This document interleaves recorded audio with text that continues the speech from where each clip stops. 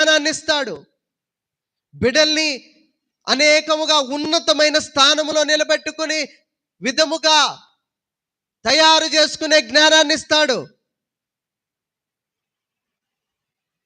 ఒకరి దగ్గరికి వెళ్ళి దేహి అనుకునే పరిస్థితి ఎప్పుడు రానివ్వడండి. అప్పులనే ఊబిలో మనల్ని ఉంచడు.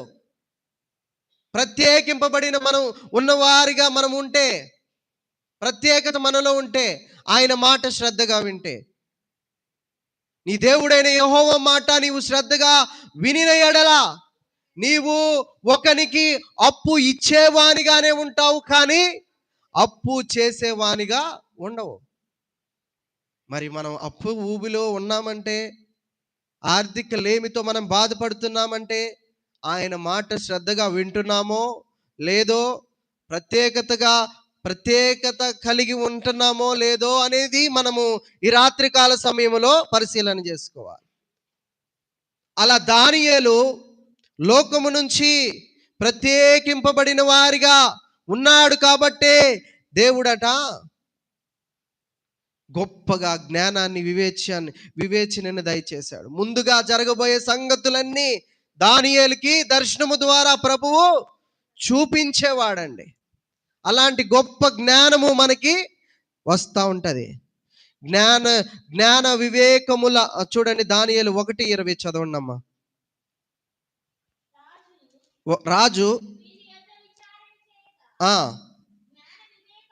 జ్ఞాన వివేకముల ప్రతి విషయములో తన రాజ్యమంతట ఉండు శకునగాండ్ర కంటెను గారడి విద్యల వారి కంటెను. దేవునికి స్తోత్రం, హల్లెలూయా. దానియేలు బృందమంట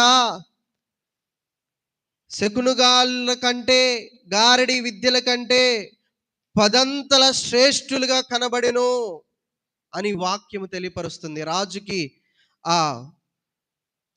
రాజు చెబుతున్న మాట, ఆ రాజ్యానికి రాజై ఉన్న తను చెప్తున్న మాట, దానియేలు విషయంలో జ్ఞాన వివేకముల విషయమంతటిలో రాజు వారిని విచారించగా తన రాజ్యమంతటిలోనున్న శకునగాండ్ర కంటెను గారడి విద్యల వారి కంటెను వారు 10 శ్రేష్ఠులని కనబడెను. దేవునికి స్తోత్రం, హల్లెలూయా. మనము ప్రత్యేకింపబడి ఉంటే జ్ఞానము మనకి ప్రభు 10 శ్రేష్టముగా మనకిస్తాడండి. జ్ఞానము వివేచనములు మనకి ప్రభువు గొప్పగా ఇస్తాడనేసి దేవుని యొక్క వాక్యము ద్వారా ప్రభు మాట్లాడుతూ ఉన్నాడు. రెండవది ఏంటంటే, మొట్టమొదటి ప్రయోజనము ఏంటి? ఇప్పుడు చెప్పుకున్నాం. ప్రత్యేకింపబడడం వల్ల కలిగే లాభాలు, ఆశీర్వాదాలు. మొట్టమొదటిది జ్ఞానం వస్తుంది. రెండవది ఏంటంటే, దేవుని సన్నిధి రక్షణగా ఉంటుంది. దేవునికి స్తోత్రం, హల్లెలూయా. మనం ఏ సమస్యలలో ఉన్నా, ఏ శ్రమలలో ఉన్నా, ఏ ఇబ్బందులలో ఉన్నా, ఎటువంటి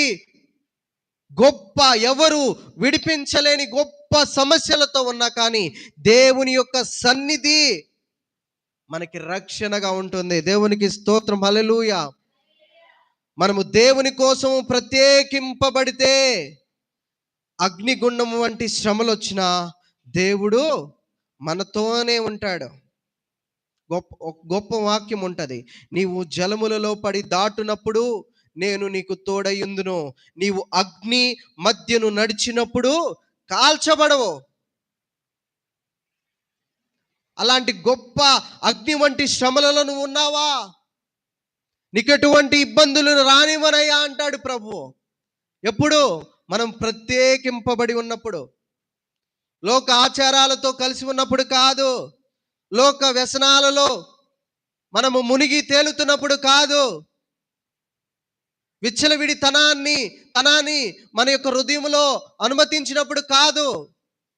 ఇలాంటివి దూరపరిచి ఎప్పుడైతే ప్రత్యేకింపబడి ఒక ప్రత్యేకమైన ఐడెంటిటీతో మనం ఉంటామో, ఫలానా వారండి ఎంతో